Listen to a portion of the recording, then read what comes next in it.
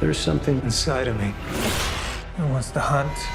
Say hello to Dr. Michael Morbius. Which one, you ask? If only you knew. As the concept of a multiverse becomes more and more mainstream... All real? Yeah. I knew it. No character is safe from having an untold number of versions and variants across an untold number of universes. Being a living member of the undead does not exclude you from this phenomenon. Yes, it's true the multiverse even has multiple versions of Morbius. Everyone loves a good monster story. But which one is the strongest? Did Spider-Man fight the toughest, or is there a bigger, badder Oscar-winning Joker with fangs out there? Let's find out right now. You're gonna run. Do it now. Even non-comic readers have likely heard of the House of M storyline. In short, Wanda was having some issues. There was a small role in this reality-altering story that affected every Marvel character. Michael Morbius was one of these characters. But in this House of M reality, he's just a normal scientist. No vampiric tendencies to be found. In a way, he does have power. The power of knowledge. No, in all seriousness, in the alternate past, Michael Morbius was shown to be one of the scientists responsible for the experiments done on Luke Cage, giving him his powers. So, though the good doctor may not have any superpowers of his own in this reality, he has the capability of giving others superpowers.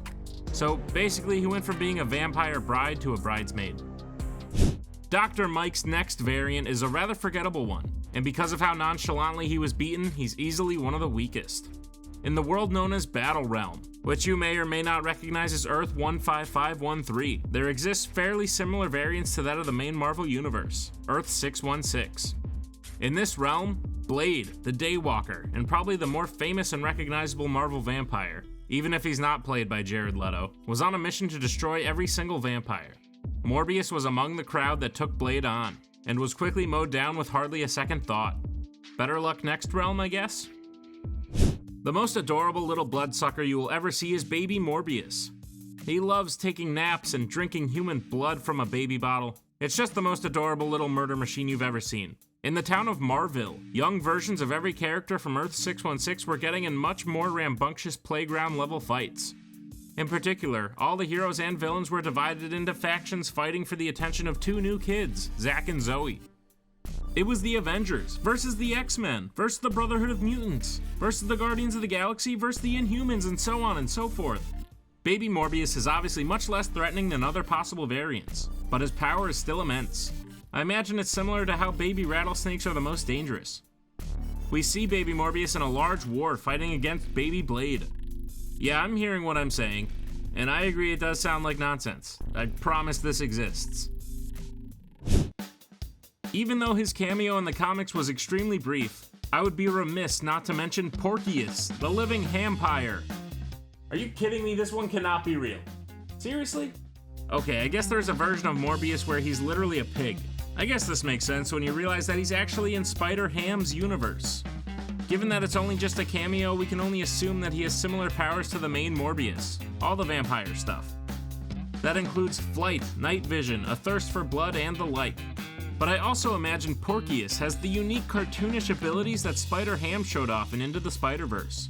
I imagine he can fit large mallets in his small pockets. Can you float through the air when you smell a delicious pie? What? And because he's a cartoon villain, he's likely immortal. Just look at all the stuff Wile E. Coyote went through. That dude was indestructible. If only we had gotten to see more of him. Porkius the living vampire just might be the strongest version of the character ever known. This version of Morbius was a member of the Hel-Rangers, a team of powerful beings attempting to fight off the zombie horde infesting their world. In terms of powers, his heightened senses, flight, strength, speed, and the whole nine are very similar to the original Morbius of the main Earth 616 timeline. However, he has been hardened by the apocalyptic condition of his world. Hel-Ranger Morbius is most recognized by his change in outfit. Instead of his normal garb, he wears a take on a knight's armor. This helps protect him from the zombies that are always looking to feed. He's an incredibly powerful variant, with one of the coolest looks, and he'll fight to the very end if he has to. That's right, the big screen has given us our latest Morbius variant in the form of Jared Leto's Dr. Michael Morbius. Who knows based on the poor reception if we will ever see him again, but for right now, the latest version did give us a powerful, albeit strange version. The Sony vs. Morbius is one of the most heroic versions we've seen. He gave himself vampiric powers by combining his DNA with that of a vampire bat in order to cure an illness that would kill him at a young age. The experiment gave him strength enough to break through a jail cell wall, flight capability, claws that could end someone's life in a single swing, and most importantly, an overwhelming thirst for blood. Artificial blood has the ability to sustain him for a little, and at one point he was even ready to end his own life to protect others. Of course, that all went out the window when the "I hope the food's better here" guys showed up. Serving as a villain in a Wild West-style universe where Spider-Man is a gunslinging cowboy, Doc Morbius is one heck of a prospect. In this universe, Doc Morbius got his powers the same way Spider-Man did, a radioactive spider bite. It was actually the same spider that bit Spider-Man of this universe, turning him into a hero, while it turned Doc Morbius into a rootin' tootin' villain. This Morbius has all the same vampiric powers of many other variants, but his personality is a bit more dark and disturbing. Much like other versions of the character, he is looking to cure himself. Unfortunately, in order to do this, he would experiment on children without any regard for their safety. This personality change, plus just the fact that the Old West made people tougher, makes this a strong version of the living vampire. The original variant, Morbius the Living Vampire, is no slouch. He is definitely one of the most unique adversaries Spider-Man has ever come across. He's not always fully bad, but it's hard to control that unrelenting thirst for blood that comes with being a living vampire. He has super strength, super speed, heightened senses, and the ability to fly through the power of mental focus. All that plus the fact that he's a vampire likely scares any teenage hero. Dr. Michael Morbius, in an attempt to cure his own illness, did some fancy and unethical experiments with vampire bats, ultimately turning himself into the living vampire we are now so familiar with. It's really a classic villain story. At the end of the day, he's not an entirely bad guy, and he definitely puts up several good fights against the web crawler. There are some stronger variants, but you always have to give extra points to the original. Lord Morbius is a variant of Dr. Mike that exists in one of the universes visited by the heroic team, the Exiles.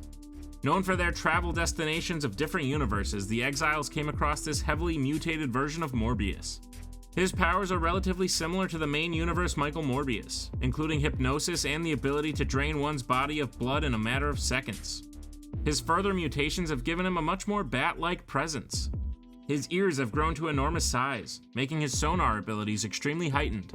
He has also grown enormous bat wings, making his flying ability much more pronounced and precise compared to the Earth 616 version of himself. Also, gaining the title of Lord has clearly gone to his head, and the restraint Morbius once showed is all but gone. Lord Morbius will attack mothers and children without hesitation, and was an extreme pain in the butt for the Exiles to deal with. Morbius would be a frightening character to run into already, but Lord Morbius is a different beast altogether. There is a version of Dr. Michael Morbius who only appeared briefly in an alternate universe, but showed some impressive power and potential. In the comic Dead of Night featuring Werewolf by Night, Morbius appeared as Subject 38. Essentially, he had all the same powers as the Morbius of the main 616 universe, with a slightly more unrelenting sense of violence.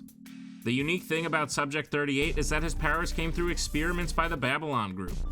Because of his short appearance, we really don't know what else the group did to him. For all we know, he could have laser eyes or a Wolverine healing factor. Regardless, he does some unspeakable things in a short amount of time, and takes on a real live werewolf. With Moon Knight getting his own show, it's possible Werewolf by Night might show up. This means we could at least get a reference to Subject 38? Maybe? Nothing like adding a little clout to your reputation as a vampire to make a variant really stand out. The Ultimate Universe is known for making alterations to well-known Marvel characters. Many times the Ultimate Universe, despite the name, actually takes a lot of power away from some incredibly powerful characters. However, in Morbius' case, it does the exact opposite. In the Earth 1610 universe, Morbius is actually the son of Dracula. That's right, the Dracula. In the universe, Dracula is known as the greatest and most dangerous vampire, and as his son, Morbius has inherited all of that insane power as well. Another interesting point is that this Morbius is much more of a good guy than some other variants. He fights against his will to consume blood, and kill people, way better than most other variants. It's quite impressive to have all that power combined with all that restraint. He's basically like Blade from the main universe, only with a doctorate. So, stop me if you've heard this one before. A zombie and a vampire walk into a bar. The zombie says to the vampire, "Man, I'm hungry." The vampire says, "Me too." They bite each other. Boom. Zombie Morbius is born. Then a terrible post-credit scene happens or something. Yes, it's true, when an alternate universe becomes completely infested by zombies, there are no characters who are safe from the zombie virus. This version of Michael Morbius was actually actively searching for a cure to the disease, or at least that's what he wanted you to think. After the virus had spread to some of Earth's mightiest heroes in the zombie dimension, that zombified version of Michael Morbius came to the main timeline, where he kidnapped the real Morbius and took his place. This zombified version of Michael against all odds was extremely cunning, quick, and terrifying. Thanks to his new zombified nature, Morbius is essentially immortal, or at least more so than he was. Consider the word anti-hero out the window, as the virus has stricken all sense of morality from his body. Also known as Vambi, half vampire, half zombie, this Michael Morbius proved to be a superior variant of the character. Morbius, spelled out just like the villain M.O.R.B.I.U.S, is one of the most powerful versions of Dr. Michael Morbius that I've ever seen. This Morbius is nothing short of a monster capable of destroying the strongest heroes. He comes from the same universe as Penny Parker, one of the Spider People variants from Spider-Man Into the Spider-Verse, who hails from the future and controls a giant robot thanks to a psychic link with a spider. It's only a little confusing.